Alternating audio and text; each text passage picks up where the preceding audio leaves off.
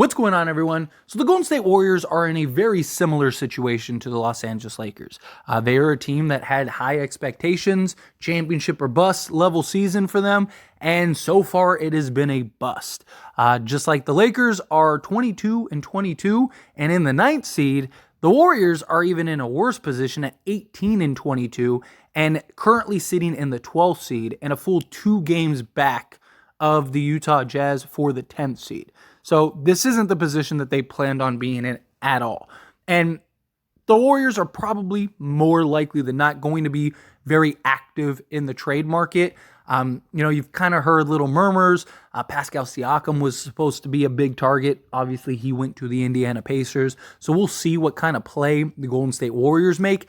Got to imagine that they're going to want to flip at least Chris Paul and whatever else, try to get his expiring contract elsewhere and turn that into a valuable asset, somebody that can maybe have an impact and potentially help the Golden State Warriors. We'll see what that trade looks like. Maybe it's multiple pieces that the Warriors are getting. Maybe it's one big piece. But regardless, whatever the Warriors do, more likely than not, it's going to include Chris Paul in a trade. And now the Los Angeles Lakers are currently favored to land Chris Paul in any potential moves because not via trade. I want to make that clear. The Lakers wouldn't be trading for Chris Paul. But if Chris Paul is indeed traded to some team, more likely than not, they're going to buy Chris Paul out, and thus he would become a free agent, and the idea is that he would go team up with his buddy Lebrons, go to the Los Angeles Lakers, and compete in that regard. So via BetOnline, the Lakers are a landslide to land Chris Paul. So basically, this isn't really like super surprising. Like this is kind of something that has been, whispered throughout. Even in the offseason, it was part of conversations like, hey, the Wizards going to unload him? Like, what's going to happen? Is he going to get bought out? If he gets bought out, he's headed to the Lakers, right? So Chris Paul to the Lakers is something that is kind of just, it kind of feels like if, again, want to make that clear, if he is traded and bought out, then ultimately he's going to go to the Lakers. Now, I don't necessarily think that the Warriors would buy him out.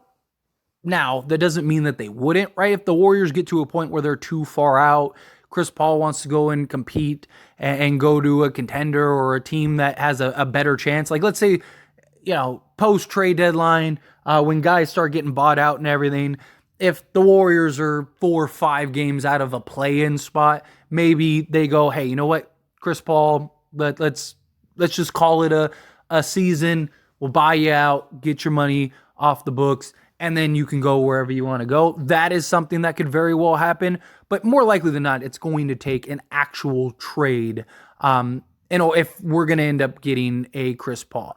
Now, I have mentioned this. I've made a video in the past about this. It's something that I don't hate the idea whatsoever, right? Because a couple reasons, right?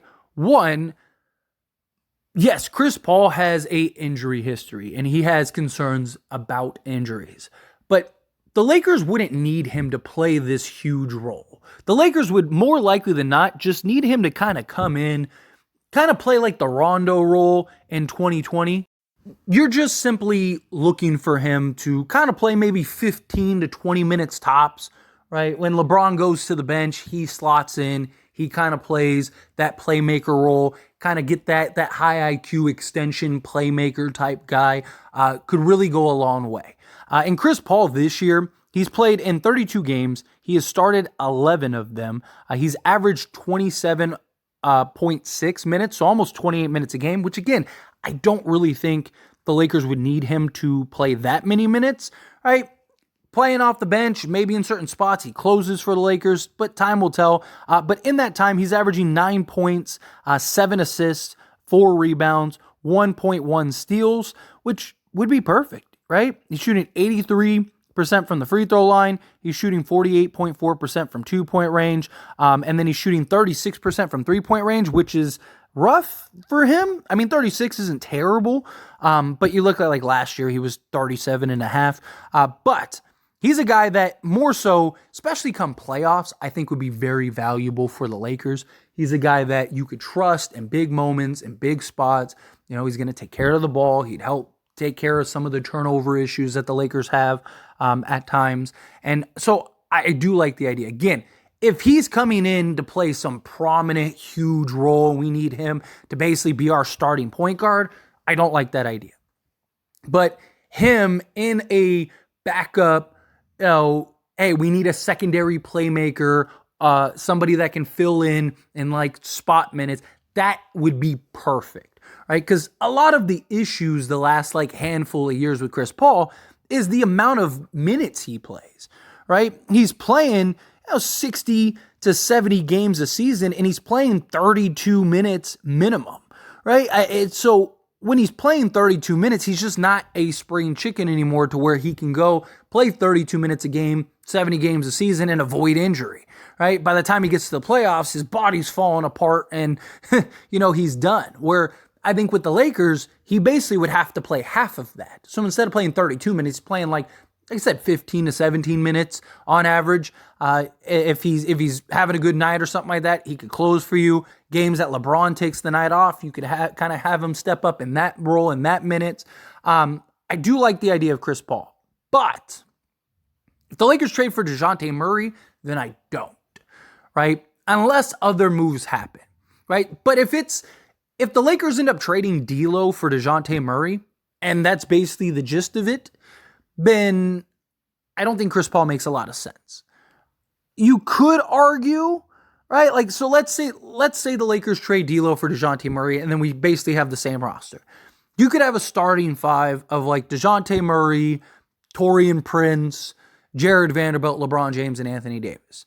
And then you'd have a bench unit, more likely than not, of like Gabe Vincent when he gets healthy, if he ever gets healthy, right? But you could go like Gabe Vincent, Max Christie, Cam Reddish, Christian Wood, and Jackson Hayes. Although I would like to upgrade that center position also, but let's say something like that. Now, you could, I guess, if you wanted to, still go get Chris Paul and maybe have a bench five of like CP3, Gabe Vincent as like your point of attack 2 guard. Plus, he's not really a great playmaker, so you could kind of have him play off ball, kind of be the defender alongside Chris Paul at times. You could even play Chris Paul alongside Dejounte Murray at times if you wanted to, if he can get back to being that defensive guard. But right, you could go with a bench of, again, Chris Paul, Gabe Vincent, Cam Reddish, or you could go Max Christie, whatever. Christian Wood, Jackson Hayes, hopefully an upgrade. And now you don't have to rely so much on a Max Christie come playoff time, although you could argue they probably only go like 8 deep at that point, right? So like Hayes probably never sees the floor. Reddish probably sees very minimal minutes. Same thing with Christie. But I don't hate like it's not something where I'm like, oh man, if the Lakers got Chris Paul, even after the Dejounte Murray trade, I would be upset. I don't think Chris Paul is a guy that's going to come in and like, Lakers are a contender now because, no, nothing like that. But I do think he would, if you trade D'Lo, you're going to need that secondary playmaker. You still could make an argument that even like currently constructed, Chris Paul wouldn't be a terrible idea because they run Austin Reeves a lot in that role. And the issue is that Austin Reeves he just isn't there yet, right? So that kind of becomes a thing. But post a Dejounte Murray trade, again, it's just like, does CP3 make sense, or do you just keep Austin Reeves in that role, in that spot, right? Do you just say, okay, well, we'll just keep it Gabe Vincent, Austin Reeves off the bench, and then Cam Reddish or Max Christie, and then a Christian Wood Hayes, something along those lines, right? That could be a possibility. But again, I don't hate the idea of like, okay, you go get a Chris Paul, and now you have Chris Paul, you have Gabe Vincent coming off the bench, Austin Reeves, you can move and back into the starting unit if you want, or have him play off the bench also, kind of have, that Gabe Vincent, CP3, Austin Reeves kind of funnel throughout. I don't know. But it just doesn't make as much sense if you go get Dejounte Murray, unless you trade Gabe Vincent, right? If the Lakers end up trading Gabe Vincent, or if they do ultimately trade Austin Reeves, then time will tell. So if the Lakers make some other big trade and you're unloading a Gabe Vincent or you're unloading an Austin Reeves or whatever, then I think Chris Paul makes a world of sense. Also, when I was making my videos and campaigning for Chris Paul, a lot of that was me under the assumption that they were going to get a DeMar DeRozan or a Zach LaVine. This was before Dejounte Murray was even a thought and somebody that was on the table, right? So I was thinking, okay, if you trade D'Lo, right, you're definitely going to need a secondary playmaker. So if you got like a Zach LaVine, then it would make sense to go get a Chris Paul, bring him in, slot him into a spot, and let him kind of run with the bench unit.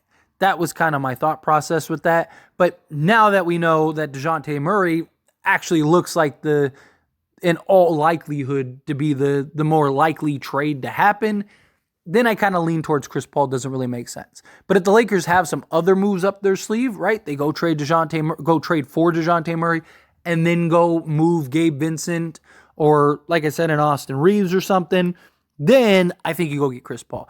I honestly, and I'm just throwing this out there, I wouldn't hate if the Lakers traded D'Lo for Dejounte Murray and then turned Austin Reeves into Zach LaVine and then went and signed Chris Paul off of a buyout. Imagine our new roster is Dejounte Murray, Zach LaVine, Jared Vanderbilt, LeBron James, and Anthony Davis. Good luck beating that starting five if they figure it out, right? Paper, that looks terrifying. They'd have to figure that out, right? Zach LaVine, Dejounte Murray, LeBron James, Anthony Davis. That's four, stars, all-star type guys. So definitely would probably be some learning curve, but at least if they figure it out, good luck beating that starting five. And then imagine a bench five of Chris Paul. So say Chris Paul, Taurean Prince, Cam Reddish, a Christian Wood, and then a Jackson Hayes, or again, maybe get Andre Drummond in the deal too. That would be pretty cool. Or just any upgrade off the bench. Good luck. Again, that would be tough. And then you'd have that secondary playmaker to kind of back up Dejounte Murray and LeBron James and stuff like that. And yeah, hey, look, we can dream, right? But anyway, as always, this is a discussion, so I pass a question on you. Let me know your thoughts and opinions down in the comments below. What do you think? How do you feel? Do you like the idea of going and getting a Chris Paul off of a buyout? He'd be very low risk, high reward. That's something else too. But do you think no, stay away from him? If you go get Dejounte Murray, he doesn't make sense, which that I kind of lean towards. But again, however you feel, whatever your thoughts are, love to hear it. Let me know down in the comments below. That being said, if you haven't liked this video, hit that like button. Helps me out a lot, lets me enjoy these types of videos, and I truly appreciate it. Now subscribe to the channel, hit that subscribe button, turn on the bell notifications. Appreciate y'all. See you in the next one. Thank you.